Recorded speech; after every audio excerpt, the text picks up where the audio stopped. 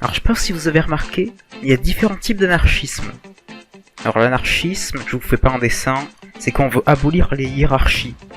C'est assez simple, mais j'ai remarqué qu'il y avait certains anarchismes qui étaient plus ou moins cool, plus ou moins bizarres. Alors premièrement, l'anarchisme classique. Quand vous pensez à l'anarchisme, vous pensez sûrement à lui, c'est l'anarcho-communisme. En gros, le truc, c'est que les moyens de production sont collectivisés. C'est-à-dire qu'il n'y a pas de patron, et toutes les décisions sont faites via démocratie directe. La démocratie directe, contrairement à la démocratie actuelle, c'est que c'est pas le peuple qui vote pour des gens qui eux-mêmes votent, mais c'est le peuple qui vote directement pour les changements. Ah oui, et aussi des ressources distribuées à ceux qui en ont besoin. Assez logique pour du communisme. Deuxièmement, t'as le plagieur. Alors l'anarcho-collectivisme, c'est comme l'anarcho-communisme, sauf que là, les ressources sont pas distribuées à la population. En fait, au lieu d'abolir l'argent, l'anarcho-collectivisme le remplace par des bons de travail. Bonjour, je voudrais acheter une botte de carottes, s'il vous plaît. D'accord, ça fera 2 bons de travail. Ah là là, ce système est tellement mieux que le capitalisme. Bon, en vrai, je suis un peu de mauvaise langue. Contrairement à l'argent, les bons de travail sont censés représenter l'effort fourni dans une tâche. Donc par exemple, ils ne peuvent pas être taxés, car la taxe ne demande pas d'effort. On ne peut pas imposer de loyer non plus, car juste posséder un bâtiment et demander un loyer ne demande pas d'effort physique. Ici, Harmonie 55 du futur, en fait j'ai dit que selon l'anarcho-collectivisme, le fait d'imposer un loyer n'était pas du travail car c'était pas un travail physique, mais selon la théorie matérialiste du travail, le travail intellectuel compte aussi comme du travail. Par contre, cela ne change rien sur le fait que l'anarcho-collectivisme ne considère pas le fait de posséder de l'immobilier comme un travail.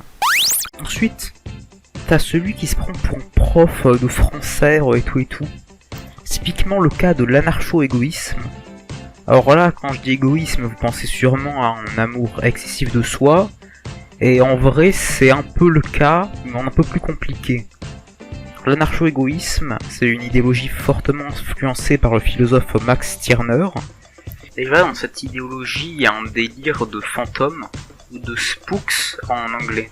Un fantôme, c'est un concept abstrait, donc qui n'existe pas réellement sur le plan matériel, mais qui influence les gens comme s'ils existaient vraiment. Par exemple, le patriotisme est un fantôme.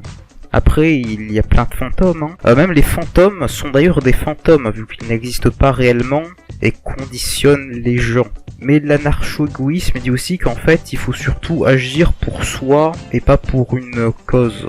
Et d'ailleurs, il a inspiré un autre type d'anarchisme, qui est l'illégalisme, qui consiste à faire des trucs illégaux en utilisant l'égoïsme comme justification. Et il peut avoir des trucs encore plus fourbes, qui est d'utiliser les fantômes pour manipuler les gens, comme le font d'ailleurs les dictateurs.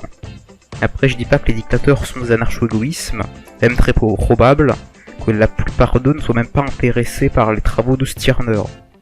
C'est juste que c'est une utilisation possible des fantômes.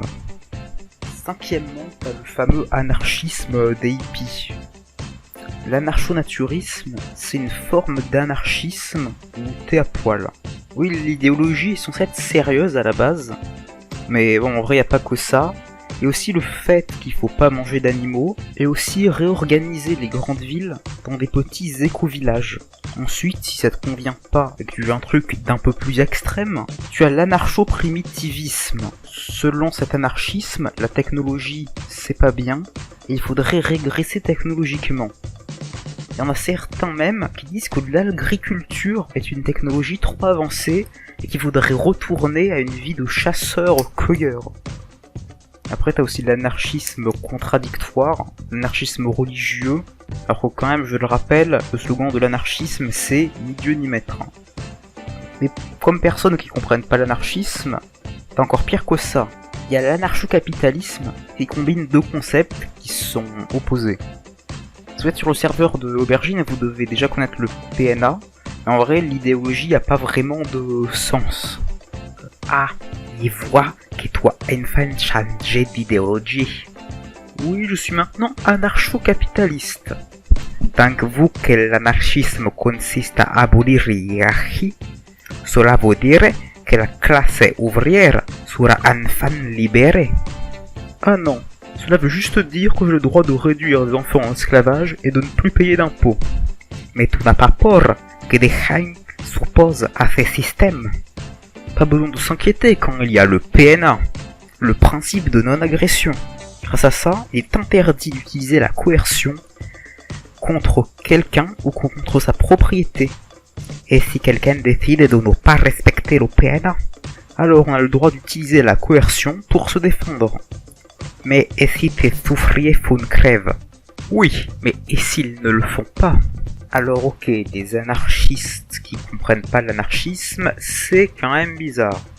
Mais c'est rien comparé aux anarchismes qui comprennent pas la politique. Alors l'anarchisme queer, à une échelle d'un petit groupe de personnes, ça peut faire des trucs plutôt rigolos, comme par exemple la TQILA, en plus on dirait que c'est de la tequila. Mais autant l'anarcho-capitalisme, même si c'est contradictoire, c'est comme la fusion de deux idéologies politiques. Là, c'est la fusion d'une idéologie politique et d'une non-idéologie politique. Et pour finir, l'anarcho-pacifisme. Alors l'anarcho-pacifisme, ça consiste à démanteler les sociétés et la hiérarchie, et de manière pacifique. Donc en demandant poliment aux pays d'abolir eux-mêmes. Si tu as aimé ce podcast, tu peux liker et aller me suivre sur ma page Skyrock.